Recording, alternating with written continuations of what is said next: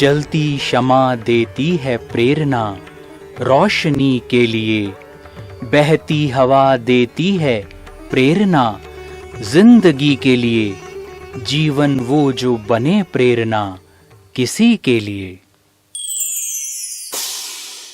प्रेरणा कार्यक्रम में आप सभी का हार्दिक स्वागत है। मित्रों, इस कार्यक्रम में हम कुछ ऐसी हस्तियों से आपको रूबरू करवाने जा रहे हैं जिन्होंने अपना संपूर्ण जीवन ईश्वरीय सेवा अर्पित कर दिया, जिन्होंने न स्वयं अपने आप को ईश्वर के रंग में रंगा बल्कि लाखों आत्माओं को आध्यात्म के पथ पर चलने के लिए प्रेरित किया। ये कार्यक्रम ऐसी ही महान विभूतियों को अर्पित है, समर्पित है। प्रेरणा।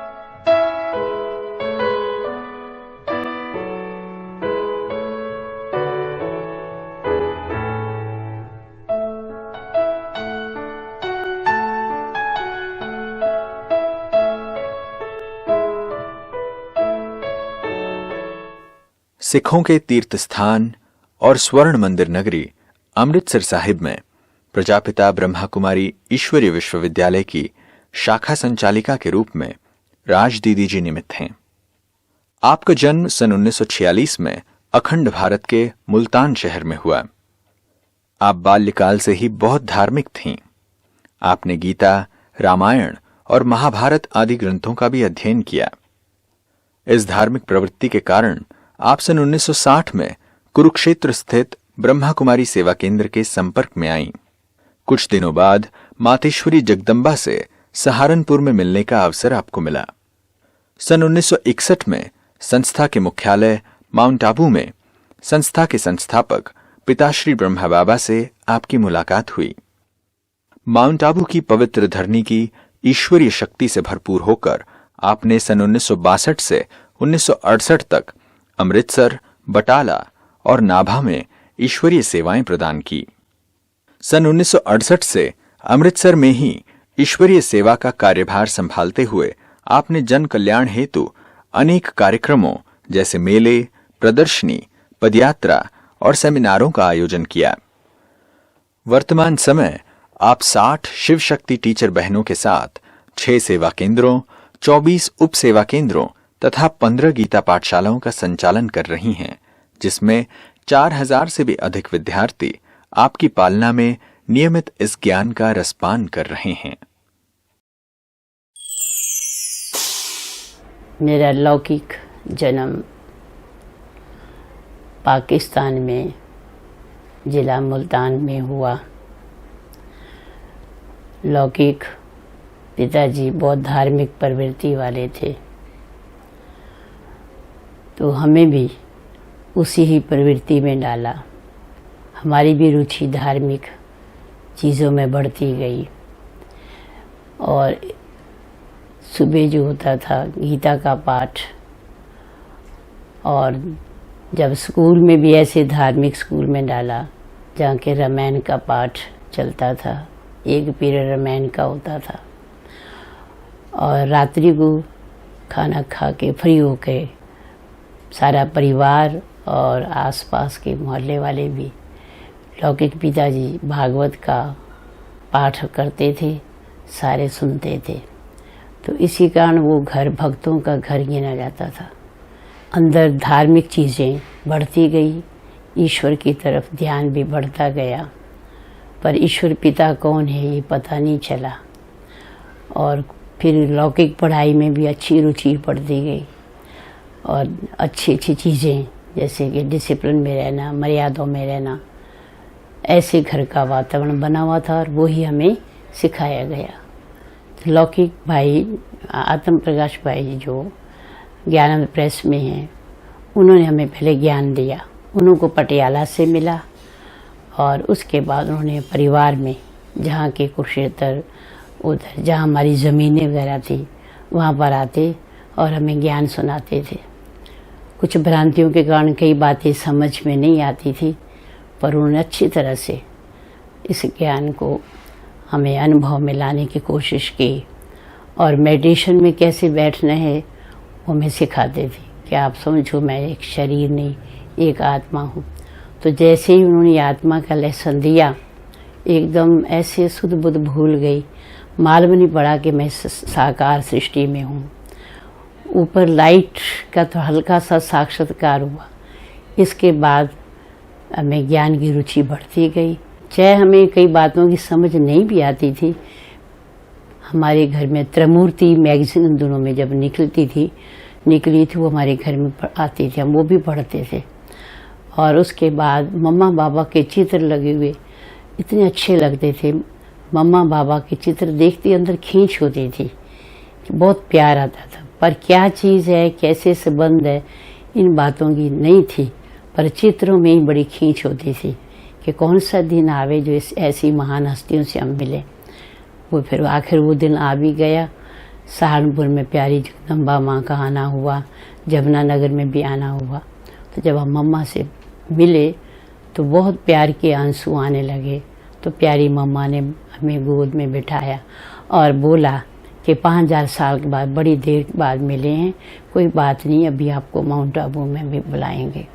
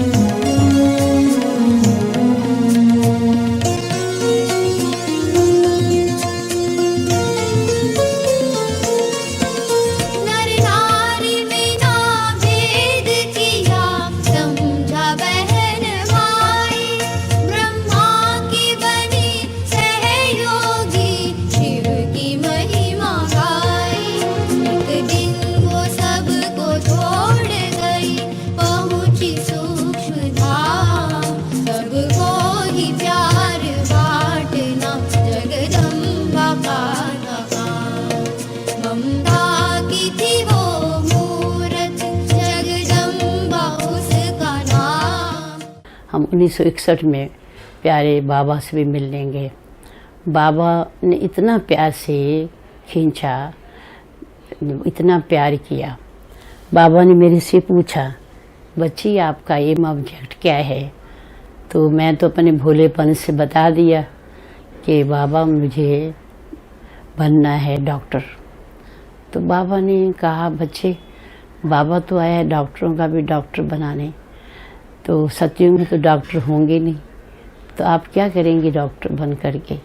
तो मैंने कहा बाबा ऐसे दुखी आत्माओं की सेवा करेंगे। फिर बाबा ने मुझे बैठकर बताया बड़े प्यार से कि दुख किस कारण से हुआ।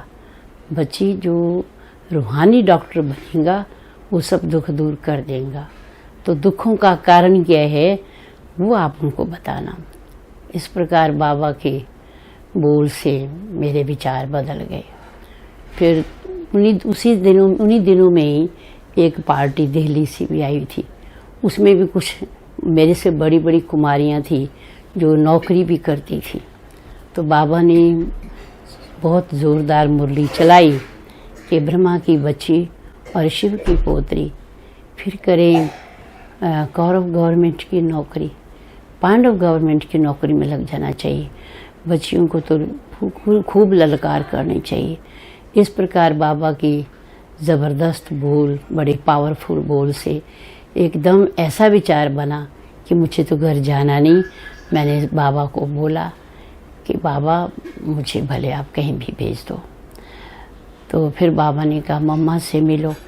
मैं मम्मा से मिली। मम्मा ने कहा कि बच्ची आपका पहले विचार क्यों नहीं था?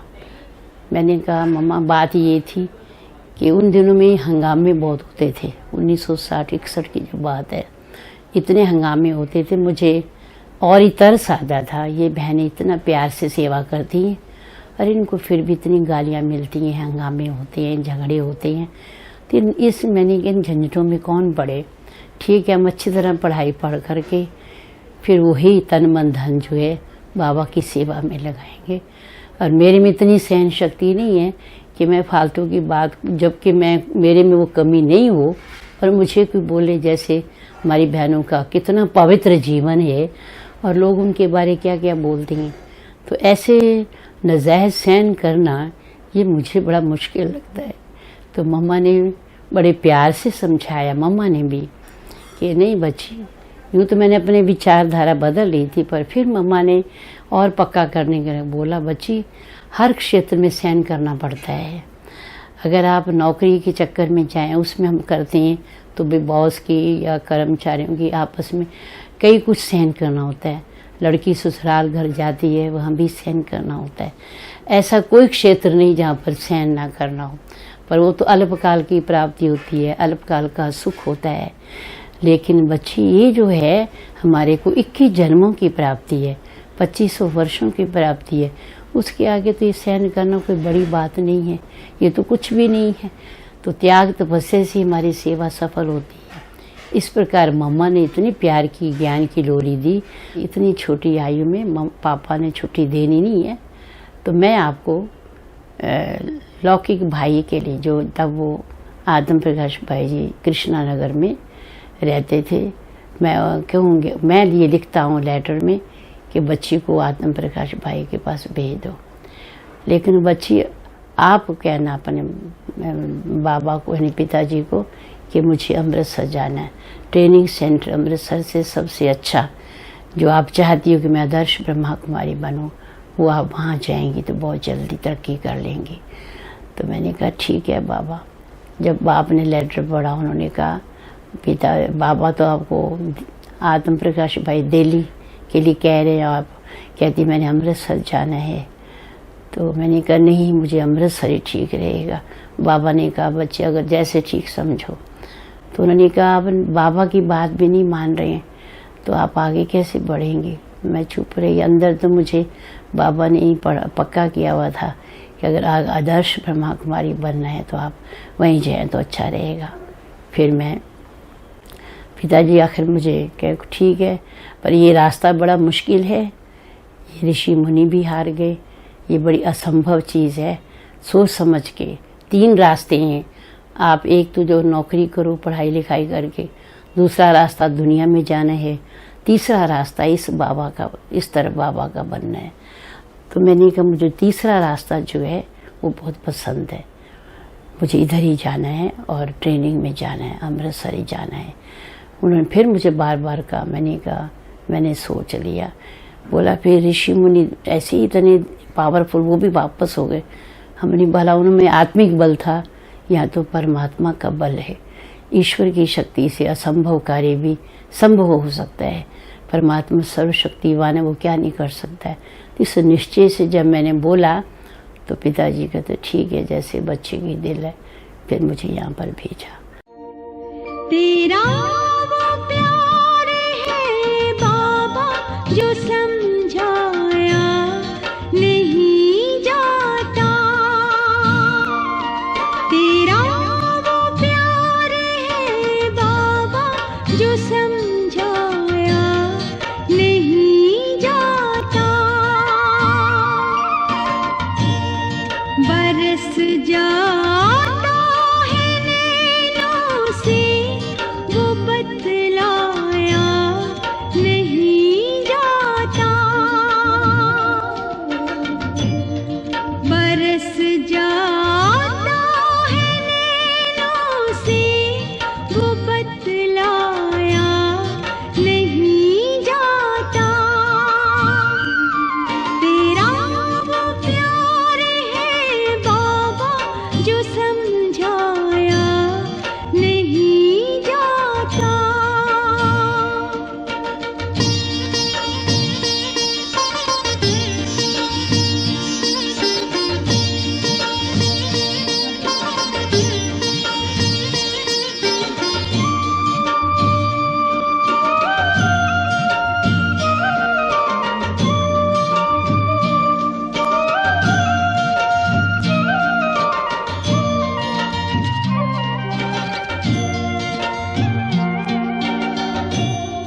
सुना सकते हैं ज्ञान भी, बता सकते हैं बातें भी।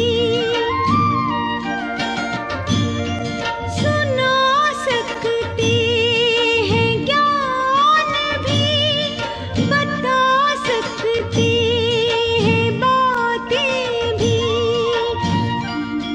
मिला है रस जो इस दिल को पिलाया वो नहीं जाता। तेरा वो प्यार है बाबा जो समझाया नहीं जाता।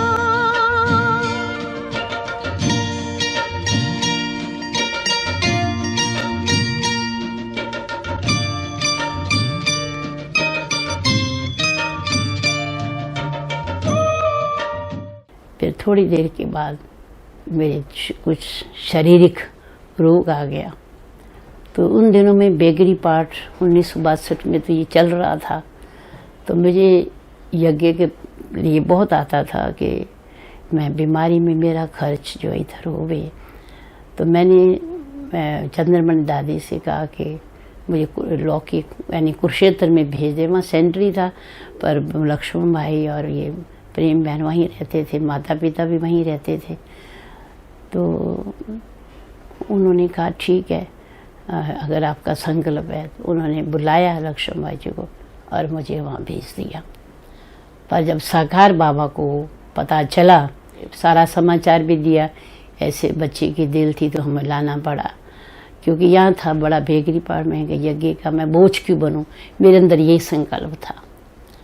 तो बाबा ने कहा लक्ष्मण बच्ची ये बाबा की है, भाई की नहीं है, भाई की नहीं होती है। इसलिए इस बच्ची को 1 मास के अगर डॉक्टर ने रेस्ट कहा है तो मधुबन में ले आओ, बाबा संभाल करेगा। उसी समय मुझे फिर मधुबन बाबा ने बुलाया, मम्मा ने भी बुलाया, बहुत प्यार किया और बहुत मेरी बाबा ने इतने प्यार से पालना की।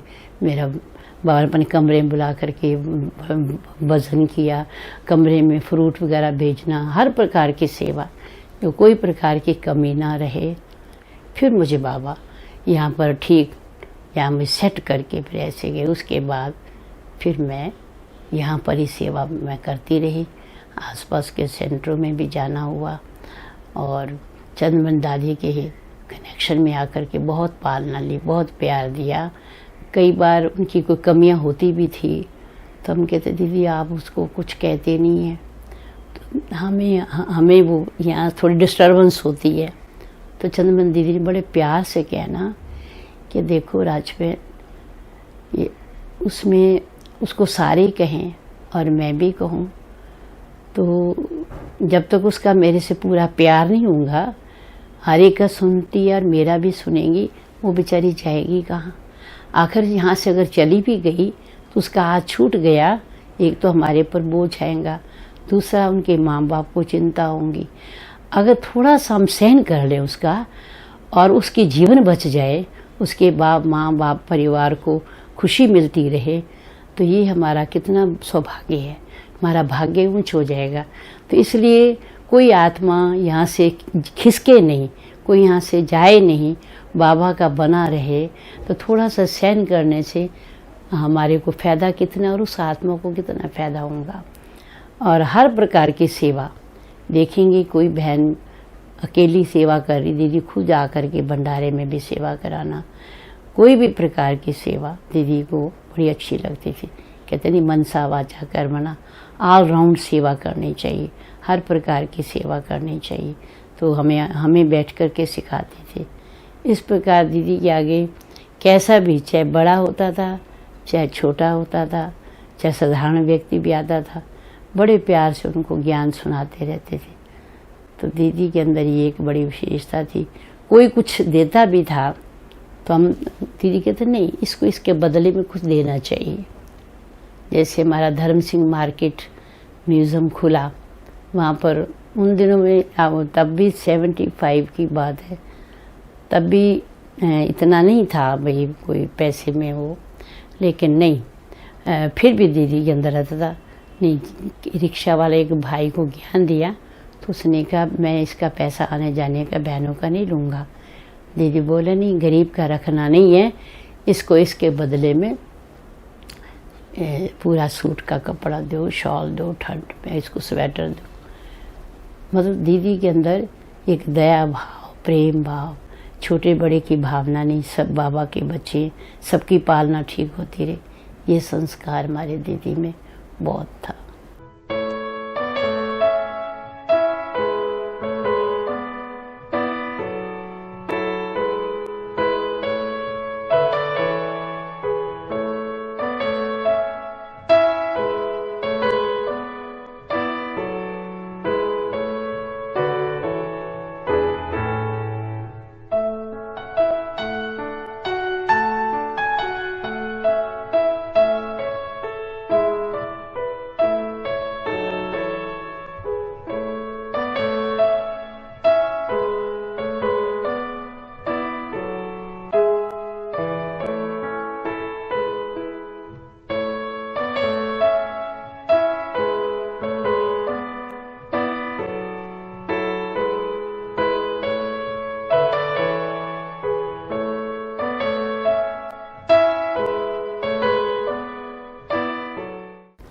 इस ज्ञान मार्ग में मेरा ये संकल्प पक्का रहा कि जबकि हम ईश्वर के बने हैं और ईश्वर हमें इतनी ऊंची प्राप्ति करा रहा है, तो क्यों ना अगर थोड़ी समय, जैसे मैं मम्मा ने समझाया कि सहन शक्ति कोई बड़ी चीज़ नहीं है इतनी प्राप्ति के आगे, तो मैंने एक पक्का संकल्प कर लिया कि सहन शक्ति, त्याग वृत्ति, त्याग से ही तपस्या, तपस्या से ही सेवा की सफलता है। अगर मुझे सेवा में आगे बढ़ना है तो मुझे इन गुणों को धारण जरूर करना।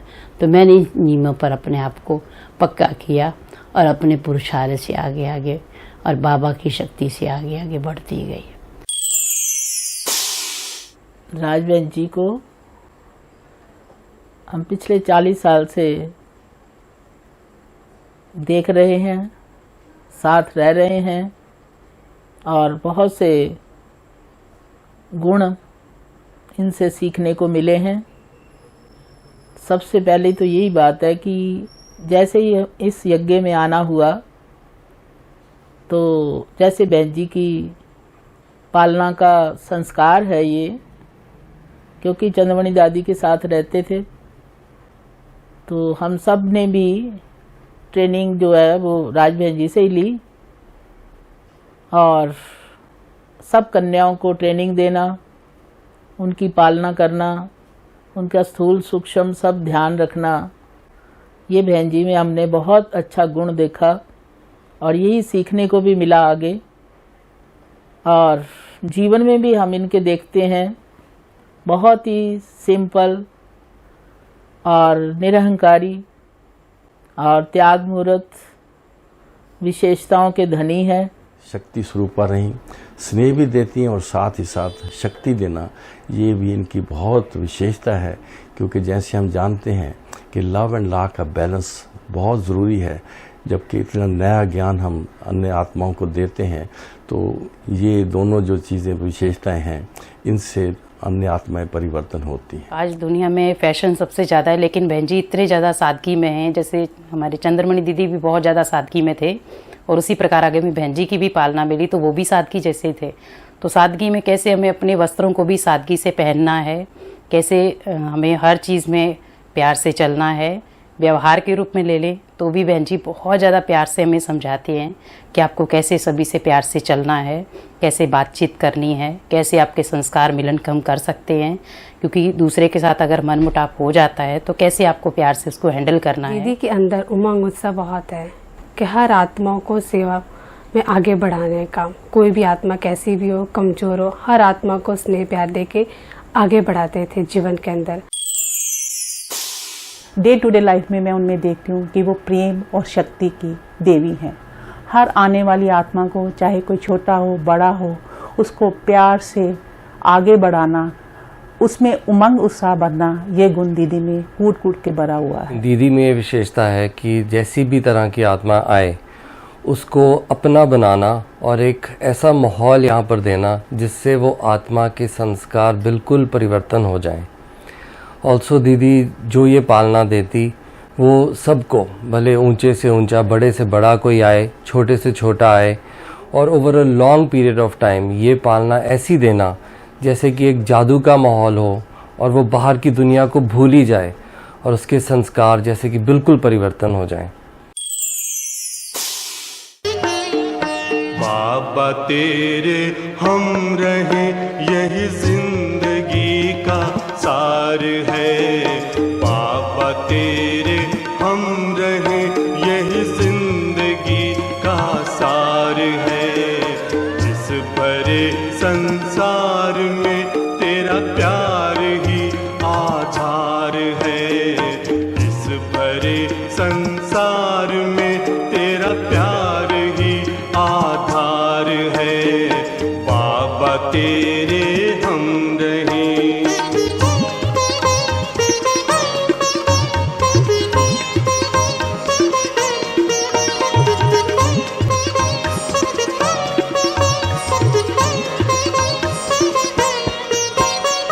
प्राणों में बस तू है बाबा और न दूजा कोई, प्राणों में बस तू है बाबा और न दूजा कोई। स्वर जो तुमने दे दिया है कानों में गूंजा वही, स्वर जो तुमने दे दिया है कानों में गूंजा वही, कानों में गूंजा वही। बाबा तू ही एक जिस पर बच्चों का अधिकार है, बाबा तू ही एक जिस पर बच्चों का अधिकार है।